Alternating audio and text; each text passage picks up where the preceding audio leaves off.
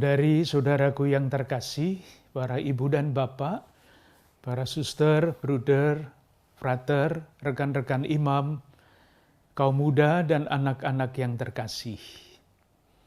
Paus Fransiskus mengajak kita untuk menyadari benar-benar betapa pentingnya kita semua menjaga dan merawat alam ciptaan. Oleh karena itu beliau mengajak kita untuk mengadakan Pekan Laudato Si. Tulisan yang beliau buat untuk mengajak kita merawat dan menjaga alam semesta beserta seluruh isinya. Pekan Laudato Si dimulai pada tanggal 16 Mei dan akan berakhir pada tanggal 24 Mei. Saya pernah membaca suatu buku mengenai menjaga dan merawat alam. Pasti uraian-uraian sudah akan banyak diberikan. Nah, yang menarik adalah di dalam buku itu saya baca satu kisah, satu dongeng yang menurut saya sangat bagus. Ceritanya begini. Di suatu tempat ada pohon yang sangat besar. Daunnya sangat rimbun, sehingga segala macam burung itu bersarang di tempat itu.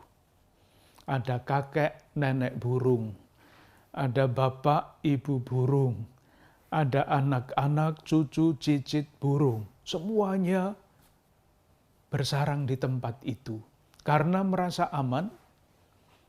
Kalau hujan terlindung, dari panas pun terlindung.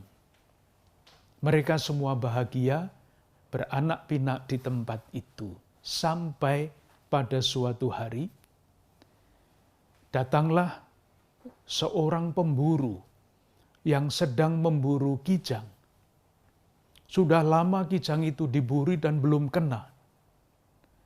Nah, pada waktu itu kijang yang sudah kelelahan, itu berhenti persis di bawah pohon itu.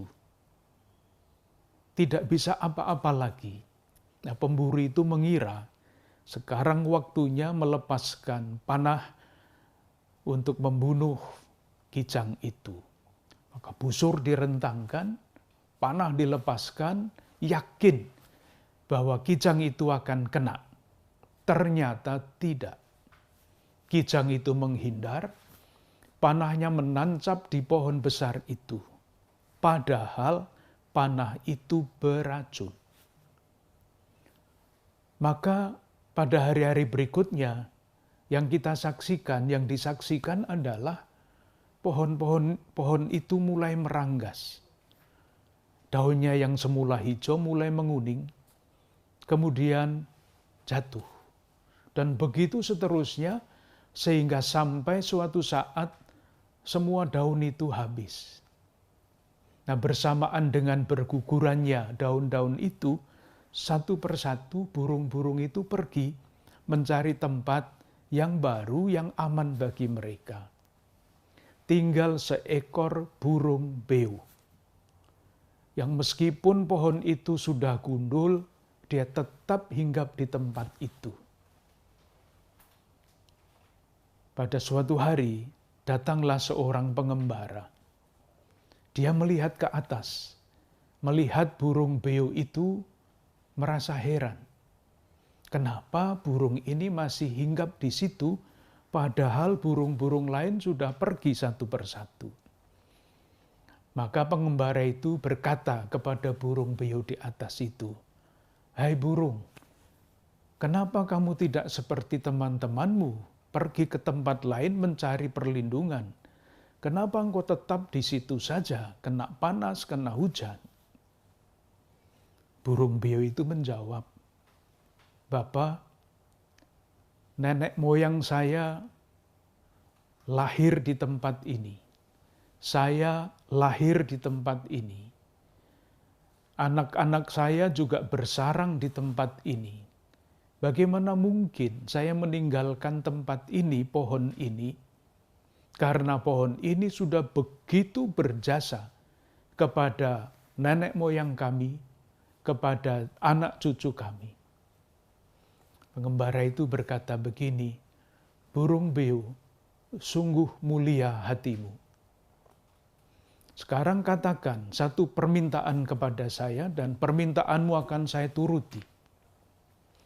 Burung beo itu menjawab begini, Bapa, apalagi yang mau saya minta kecuali satu, yaitu supaya pohon ini menjadi hidup kembali, menjadi rindang kembali, dan menjadi tempat kami merasa aman dan bahagia.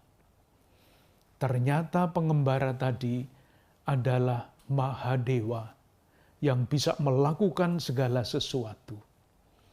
Maka atas permintaan burung beo tadi, si Mahadewa tadi menepati apa yang dia katakan, pelan-pelan pohon itu bersemi kembali. Pelan-pelan muncul daun-daun baru.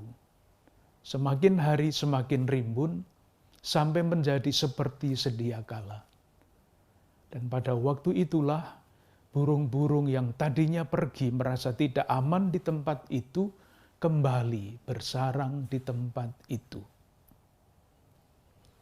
Dongengnya sederhana, pesannya jelas, yaitu agar kita semua mempunyai hati mulia, seperti burung beo tadi, menjaga, merawat dan mengusahakan apapun supaya bumi kita ini menjadi tempat yang sejahtera, yang damai bagi seluruh alam ciptaan.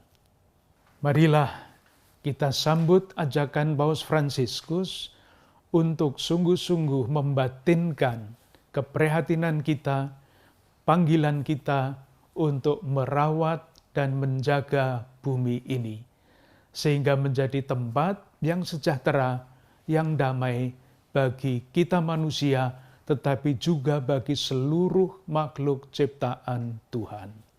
Terima kasih.